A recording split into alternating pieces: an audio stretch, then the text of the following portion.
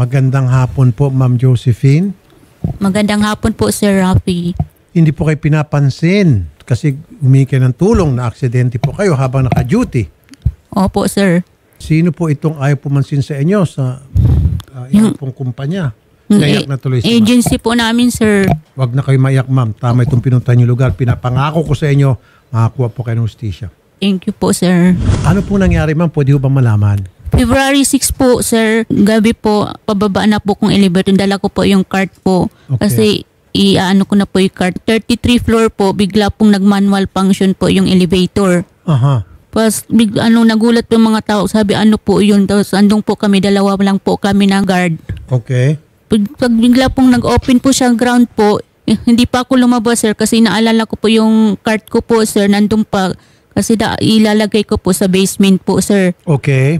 Tapos pag biglang umakyat na naman po uli, sir, hindi namin alam kung anong floor na naman. Kung ano na naman, sir, bumagsak na naman po, sir. In short, sir, bumagsak po yung elevator. Pag pangalawang bagsak po, sir, hindi na siya open po siya ng open na open po. Konting open lang po siya.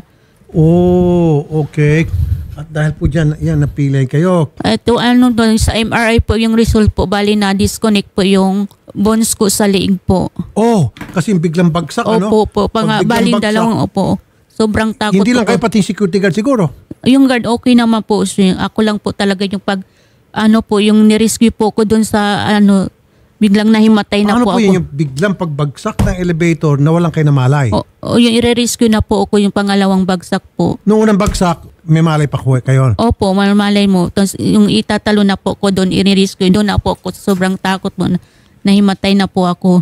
Kayo po yung naitakbo sa ospital? Opo, bali magtutudis po ako. Tapos nag-alala asawa ko po kasi baka wala na po kami pangbayad kasi umabot na po ng wala pang 2 days po 78,000 na po ang bill namin. Saan ospital po ito, ma'am? Makati Med po. Okay. So sino nagbayad sa ospital? Ba't kayo nakalabas? Po yung card po namin po na inaano po. Meron kayong medical card? Opo. Okay. Yung pong inyong kumpanya, nung kayo po'y makalabas, humingi kayo ng tulong? Opo.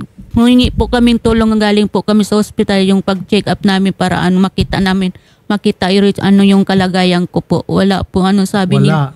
Opo. Inaano pa yung card po daw po. Yung card? Wala po silang binigay na kahit kasi paano yung habang wala kayong trabaho dahil opo. Kayo po'y baldado so wala po silang binibigay. Inaano ko po dapat sana hindi pa ako nakapagtrabaho, may sahod po ako. Wala po silang binibigay. Yung gamot ko po ipabalik-balik namin pa pamasayo. Asawa ko hindi po nakakapasok dahil sinasamahan po ako sa check up po. Tapos yung building po na pinagtatrabahoan ninyo, anong pangalan po ng building Garden nito? Tower po, sir.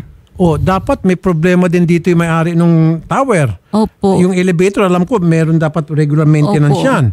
Yung so may pananagutan din dito yung may-ari ng Garden Tower. Opo, sir. Ano pong sabi ng Garden Tower? Wala man lang wala po kasi lumapit sa inyo mula sa kanila para nisihoy. Sabihin, ano bang maitulong po namin sa inyo? Wala po. Yung una pa lang dapat nagtulong po sila. Wala po silang naitulong po. Nilapitan nyo na po itong janitorial services ninyo.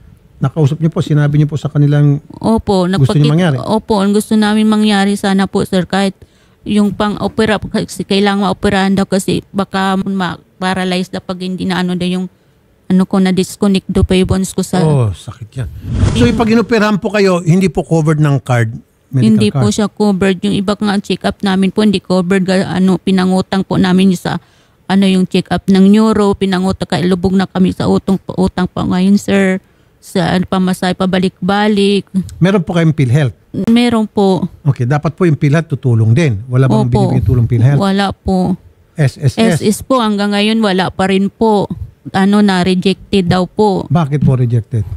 Nakita na nga kapatid ko, wala pa rin po tinitingnan. Pero yung PhilHealth po dapat meron pong participation dyan. Wala kasi po. Universal po yan. Opo. Healthcare na member po kayo, nag-contribute po yung inyong kumpanya, would assume kayo po yung member din ng PhilHealth. So dapat meron pong participation ng PhilHealth bukod dun sa medical card. Ano bang pangalan ng card po ninyo? iCard po.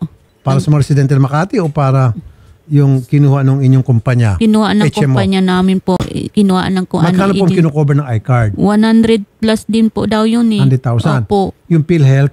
Hindi ko po alam kung Subukan din po natin PhilHealth. Opo. Kasi yung PhilHealth, naghulog po sa PhilHealth yung inyo pong employer. Opo. O dapat po mayroong partisipasyon yung PhilHealth. Yung kumpanya po ang Opo, gagawa niyan, yung HR ninyo. Opo, sir.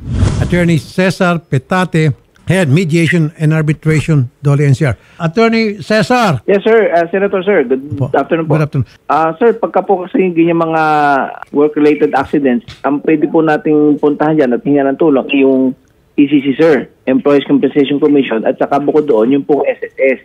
Ngayon, kung meron naman pong makikita nating may liability, yung building administrator, yung may-ari po ng building o yung principal, kung saan siya naka-deploy o naka-assign po at may liability po sila, pwede naman po tayo mag-file ng kaukulang civil action for damages. Kung ayaw po silang kasi kung sila po mapapatunayan na may liability sa pag-iingat ng kanilang mga elevator kaya nahulog ng ating manggagawa, dapat po mabigyan po sila ng damages provisions yung ating po manggagawa, sir. Matatandaan ko po many years ago sa Makati, meron po isang construction site na nagkaroon ng aksidente na kung saan ilang po mga construction worker ang nahulog, nadaganan at namatay. Ang ginawa po ng Dole, motopropyo, pumunta po doon sa construction site, gumawa ng inspection at Opo, sir. Agad-agad nagpalabas ng resulta ng kanilang investigasyon, kinasuhan yung may-ari ng construction, pinay-stop muna yung construction, etc. etc. Yes, Why sir. don't you do this to Garden Towers? Sige po, sir.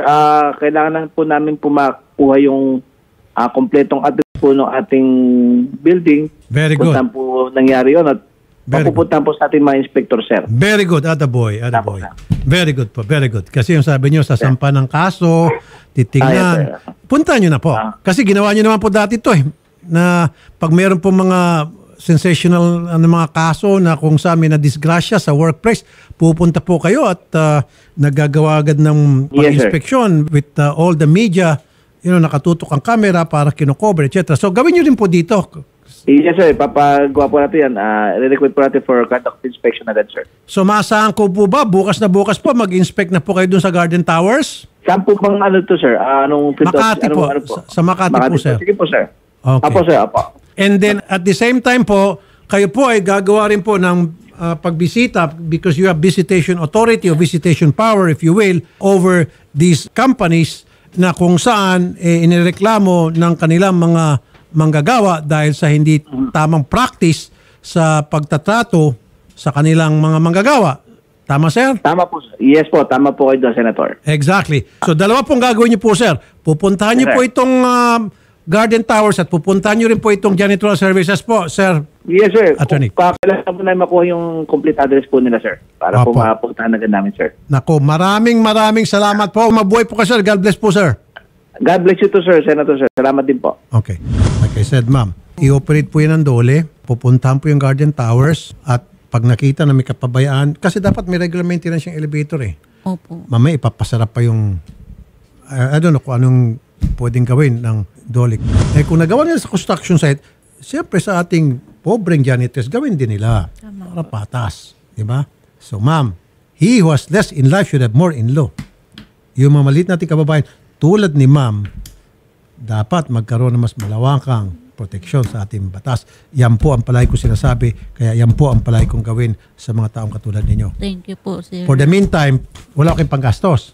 Opo, wala po nga kami hindi pa ako magpasok. Habang wala pa akong trabaho, sir, mabayaran po yung araw ko po, sir. Okay. Yung ECC, kung tawagin, pwede naman kayo ipa-refer doon. Opo. Pero meron kayong makukuha para sa akin today. Opo. Thank you po, sir. Akin ang wallet ko.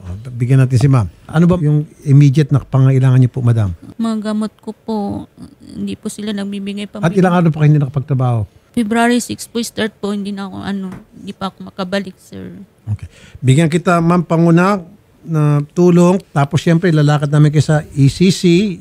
Yung habang wala kayong trabaho, yung ECC, mayroong bibigay sa inyong ayuda. Tapos SSS, PhilHealth, trabaho namin yan. Of course, ito pong kumpanya ninyo, dapat lumundag yan. Kasama na rin po yung janitorial services, yung Garden Towers. Okay? Ito muna, bigyan ko muna si ma'am ng 1, 2, 3, 4, 5, 6, 7, 8, 9, 10. Ito po muna. Pangtulong ko lang po yan. Thank you po, Sir Sa mga Rafi. pangailangan nyo.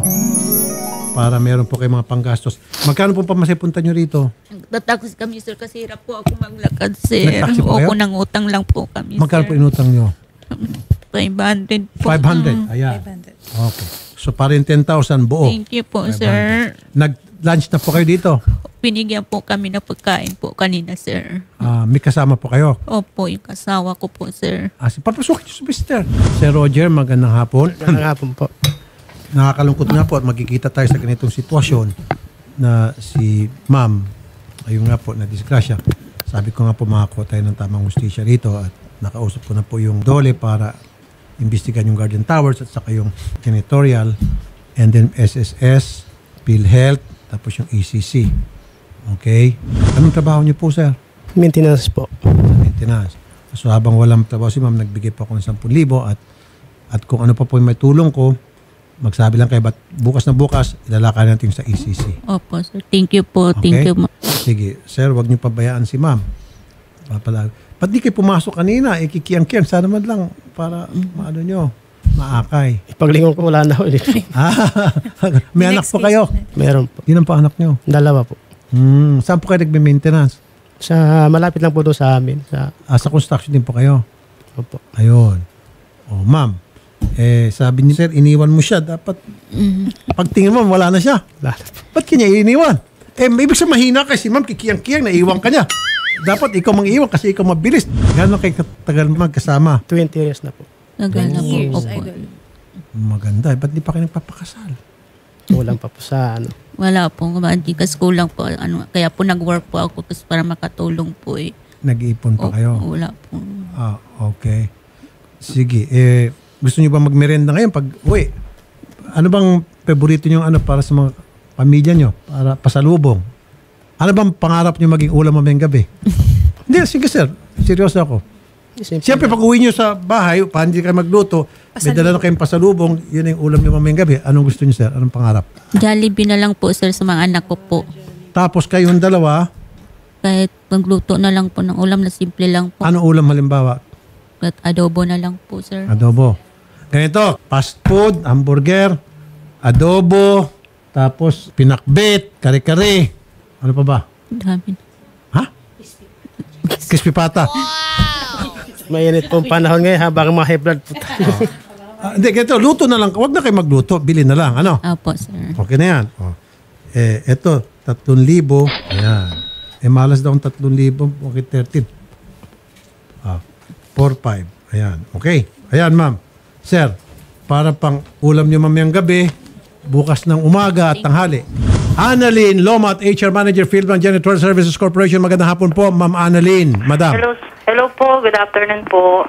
Madam, andito po Yes si Miss Josephine Zapanta, ang inyo pong janitress. Apo. Siya po ay nadisgrasya sa oras ng trabaho at nandito ngayon na iyak pa at ayaw niyo raw pong tulungan. Ano sir, ano naman po yan? May cover kami ng HMO, so nagagamit naman po niya yung health card namin. Tapos, nakapag-file na rin po siya doon sa SSS, sa sickness po, at saka yun sa ECC. So, yun na lang po yung pa-follow up namin sa SSS kung ano po yung status, kasi na-file na rin po yan. Tapos, pwede naman din po namin mailagay sa accident insurance namin, sir. Pwede naman din makaklaim kami po doon. Okay. Ma'am, kung totoo yung sinasabi ninyo, sana hindi na siya pumunta rito sa amin. Siguro kulang kayo sa communication, kailangan po dapat palagi niyong pinapaliwanag sa inyong mga empleyado na may nagkaroon ng problema kung ano po yung mga ginagawa ninyo, ano yung kasalukuyan na nangyayari na ma-expect nilang tulong coming from you. Kasi ma'am, kung maayos nyo na ipaliwanag, wala sana sila dito kayo sa aming tanggapan, di po ba? Opo, maayos naman po, sir. Siguro hindi rin lang din po nila na naintindihan. Opo. Josephine. Opo, Yes, good afternoon po. Diba yung po natin, HMO, nagagamit naman po natin regarding dyan sa hospitalization natin at saka sa gamot kung ano yung kayang i-cover po ng HMO natin. Tapos, diba na-file na po din natin sa sickness, sa SSS po, yung nangyari sa atin. So, waiting lang po tayo kung ano yung status ng SSS at saka meron na rin po yung cover na ECC since na-aksidente nga po tayo dyan sa sa oras ng trabaho natin. And pwede rin po nating i-cover sa accident insurance natin, sir. Josephine, may makiklaim din po naman tayo doon. Oh, okay naman pala yung kumpanya nyo, in fairness. Meron pa kay health card. Anong tingin sa explanation po niya? Wala, hindi naman sila nag-ano sa amin eh. Walang explanation. Opo, hindi naman sila nag-explain ng ganyan kung hindi magpupunta kami. Wala silang binigay na tulong po kahit pambili ng gamot po. Yun pong sa health card na gamit na niya nga po yun nung one day hanggang sa makalabas po siya doon sa Makati Med nga, Josephine, di ba, nung nagpunta tayo ng Makati Med. So yun pong health card yung nagagamit niya po doon. Pero ma'am, may tinatawag na follow-up, check-up, di ba? Opo, cover pa rin po yun kung hanggang yung maximum limit po ng health card natin, maabot po niya. Lahat po, hindi naman po covered lahat po yung neuro na check-up po, hindi covered po siya. Kaya, yun nga lang po, sir, kasi may exempted nga lang doon sa Matanong ko lang, meron ho bang naka-assign na isang staff mula sa inyong kumpanya na para tutukan itong kalagayan ng nadisgrasyang kasamahan sa trabaho? Amin naman po sa HR, Senator. Yun nga po, ma'am. Ma'am, sa tingin ko, okay po yung kumpanya nyo. Kaya lang, meron tinatawag na miscommunication dito. Hindi po nag-communicate properly dito kay Ma'am Josephine yung mga ginagawa ninyo at ang mga benepisyo na pwedeng makuha nyo mula sa inyong kumpanya, sa health insurance ninyo, etc. Kaya siya pumunta rito. Opo. Dapat ma'am, pag ganon, merong isang tao dyan sa HR ang nakatutok sa kanya. Tinatawagan siya, kinukumusta siya, mayat maya, kung kinakailangan, puntahan siya, tingnan kung anong kailangan niya, etc. Opo, sige. Yun na lang po yung namin. Kasi sa HR po, since may report naman po yan, nagpa-follow up din naman po yan sa amin si Josephine. Ang advice nga po namin, naipaliwanag ko na rin po nung nagpunta siya nung unang din nga dito sa office. Ma'am, mas Yes po. maganda kung kayo po magpa-follow up sa kanya. Because there are times, for whatever reason, masakit siya, meron siyang karamdaman, stress siya, depressed siya, etc. Hindi na niya naisipang tumawag sa inyo. Much better kung kayo pong nangungumusta. Opo. Di ba, ma'am? Opo. Okay. Kasi naman lang yung tatawagin nyo, Miss Josephine, kumusta ka na? Miss Josephine, ano bang naramdaman mo? Ano bang pwede na maitulong? Ganun lang po, every now and then tawagan nyo po. Opo, sige po. Di po ba? Opo, tama po. Okay. So asahan ko po from now on, mayat maya, tatawagin niyo po si Ma'am Josephine para mag-usap kayo kung ano yung mga pwede niyo maitulong, ano pa yung dapat na itulong para maliwanagan siya. Ano po? Sige po, Senator. Ano masasabi mo, Ma'am Josephine? Thank you po. Di ba may sinasabi ka na operasyon? Opo, kaya anong sabi ng doc, kailangan maoperahan po. Pag private po, abutin po ng 500 to 600 po daw. Oh, paano po yun, ma'am, yung kailangan daw operahan? Siguro sa operasyon, yan yung PhilHealth, papasok yung pati health card.